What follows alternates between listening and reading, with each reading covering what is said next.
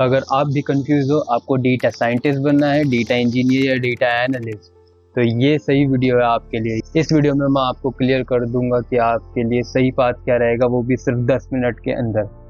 आओ बताता हूँ।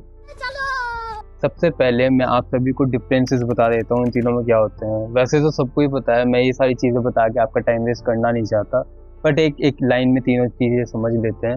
डेटा एनालिस्ट का काम होता है डेटा को कलेक्ट करके उसको साफ करना और उसको एनालाइज करना, उसमें से इंसाइट्स निकालना, बेसिक सी चीज़ है।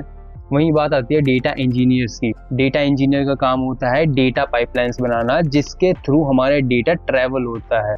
और अगर वही बात आती है डेटा साइंटिस्ट की, data scientist machine learning algorithms बनाता है, मशीन लर्निंग के मॉडल्स बनाता है, फ्यूचर प्रिडिक्शन करता है, डेटा को देख के फ्यूचर में क्या हो सकता है उसको प्रिडिक्ट करता है। ये एक डेटा साइंटिस्ट का काम होता है। अब तुम्हारा बिल्कुल टाइम वेस्ट नहीं करूंगा, मैं directly jump into road maps. सबसे पहले और सबसे इंपॉर्टेंट चीज़ बता देता हूँ मैं तुम्हें, चाहे तुम्हें डेटा एनालिस्ट बनना हो, डेटा साइंटिस्ट बनना हो, डेटा इंजीनियर बनना हो, तीनों की शुरुआत सेम ही होती है। कितना ज़्यादा मुश्किल है इनको सीखना, सैलरी कितना एक्सपेक्ट कर सकते हो तुम, सब कुछ बताऊंगा मैं, बने रहिए वीडियो में।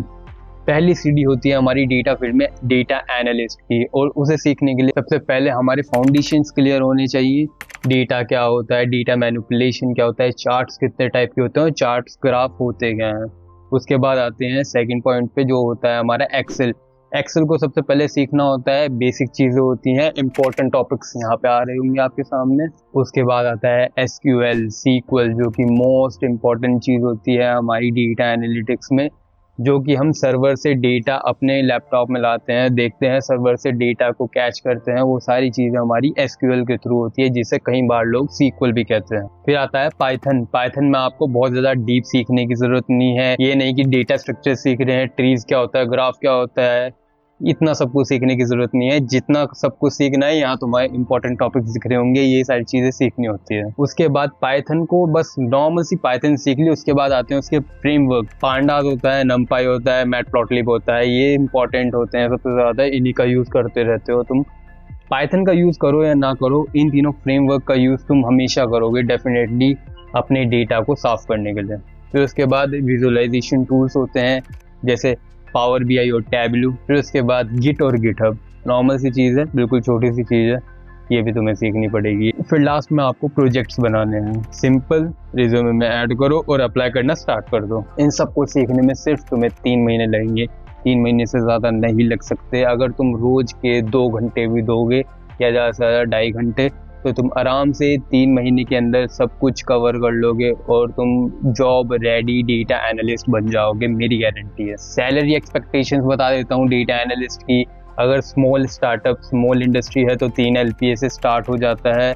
3 LPA से लेकर वो 6 LPA तक दे सकती है। अगर मिड लेवल में है तो 7 से लेकर 12 LPA तक आराम से दे सकती है। और वहीं अगर आ जाती है बात MNC से, तो 12 लाख पर एनम से लेकर 16 लाख पर एनम तक आराम से मिल जाती है। एज अ फ्रेशर बता रहा हूँ मैं। वहीं अगर बात करते हैं हम 3 से 4 साल एक्सपीरियंस की, तो तुम्हारी सैलरी आराम से लोअर स्टार्टअप्स में भी 12 से लेकर 15 LPA 16 LPA तक हो जाएगी। और अगर 5 साल तक तुमने इस चीज़ में ग्राइंड कर लिया तो तुम्हारी सैलरी 25 लाख से लेकर 35 लाख पर एनम भी हो सकती है।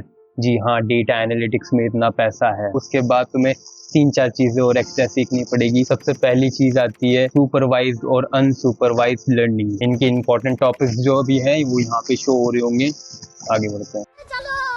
फिर उसके बाद आती है डीप लर्निंग। इसकी भी 2 लाइब्रेरीज होती हैं, टेंसरफ्लो और पाईटॉर्च। पाईटॉर्च इंडस्ट्री फेवरेट मानी जाती है, इस टाइम पे सबसे ज़्यादा इंडस्ट्री में यूज़ होती है। और लास्ट में आता है मशीन लर्निंग डिप्लॉयमेंट कैसे की जाती है। ये सारे टॉपिक इसमें इंपॉर्टेंट हैं, आप इन सबको देख सकते हो। फिर लास्ट में आते हैं प्रोजेक्ट्स। प्रोजेक्ट्स के कुछ आइडिया यहाँ पे शो हो रहे होंगे, आप इनमें से कोई सा भी पिक कर सकते हो। इन सबको सीखने में लगेगा टाइम आपका ज़्यादा से ज़्यादा 6 से 7 महीने। अगर आप कंसिस्टेंट रहते हो, रोज के सिर्फ 2 घंटे भी देते हो, 6 महीने दे सकते हो, 5 महीने भी सीख सकते हो। अगर कोई बंदा 2-2.5 घंटे से ज़्यादा 4 घंटे टाइम दे रहा है, तो ये सेम चीज़ है, वो 4 महीने में भी सीख सकता है। एनुअल एक्सपेक्टेशंस क्या रख सकते हैं हम इसकी? स्मॉल स्टार्टअप्स आराम से 8 लाख पर एनम से लेकर 10 लाख पर एनम तक तुम्हें दे सकते हैं, नो इशू। बात आती है एमएनसी की तो 14 लाख से लेकर 20 लाख पर एनम तक तुम्हें आराम से दे सकते हैं। और वहीं बात आती है अगर प्रोडक्ट बेस की तो 20 लाख पर एनम से लेकर 30 लाख पर एनम तक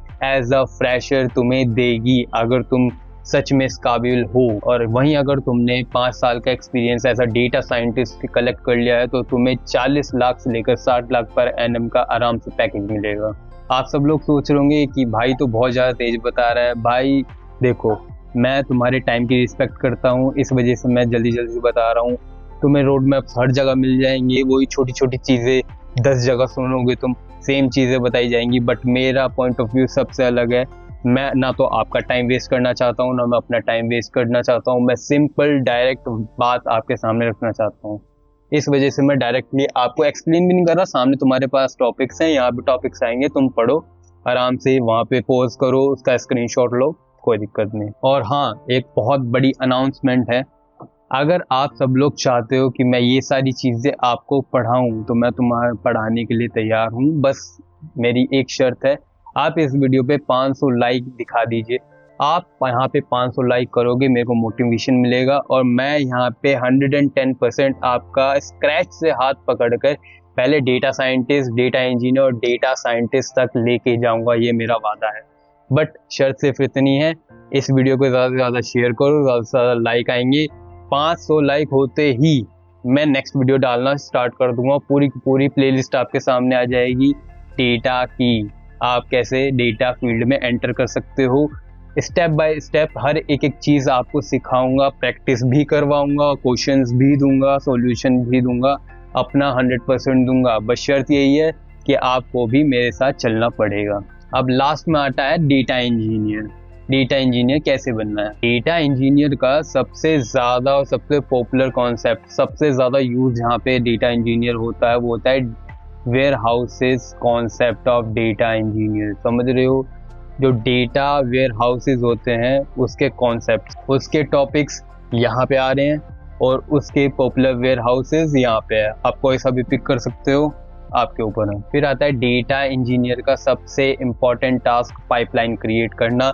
ये सारी चीज़ों में से आप कोई भी एक चीज़ पिक कर सकते हो पाइपलाइन को क्रिएट करने के लिए। फिर आता है बिग डेटा इकोसिस्टम को बिल्ड करना। डेटा इंजीनियर का सबसे ज़्यादा मोस्ट इम्पॉर्टेंट काम होता है, इसके लिए यूज होता है अपाची स्पार्क, जो कि बहुत ही ज़्यादा इम्पॉर्टेंट होता है। बहुत ज़्यादा most of the time data engineer इसी में ही लगा रहता है, इसी चीज़ में ही अपना 100% टाइम देता है। इसके इम्पॉर्टेंट टॉपिक सारे यहाँ पे आ रहे होंगे, हर एक चीज़ के इंपॉर्टेंट टॉपिक्स यहाँ पे आपको शो होंगे। आप वीडियो रोको, स्क्रीनशॉट लो, शेयर करो या फिर सेव करके रख लो, डाउनलोड करके रख लो, आपके ऊपर है। फिर मोस्ट इम्पॉर्टेंट चीज़ जो आजकल बहुत ज़्यादा इंडस्ट्री में ट्रेंड भी कर रहा है, AWS सीखना पड़ेगा। AWS के इंपॉर्टेंट टूल्स यहीं पे शो हो रहे होंगे, आप देख सकते हैं आराम से रोक के। उसके बाद प्रोजेक्ट्स आते हैं, डेटा इंजीनियर के प्रोजेक्ट्स के कुछ आइडियाज़ यहाँ पे शो हो रहे होंगे, आप देख सकते हो। सैलरी एक्सपेक्टेशंस कितने रख सकते हैं डेटा इंजीनियर से, मैं बताता हूँ। स्मॉल स्टार्टअप्स 5 लाख से लेकर 8 लाख LPA तक देते हैं। MNCs जो है 10 लाख से लेकर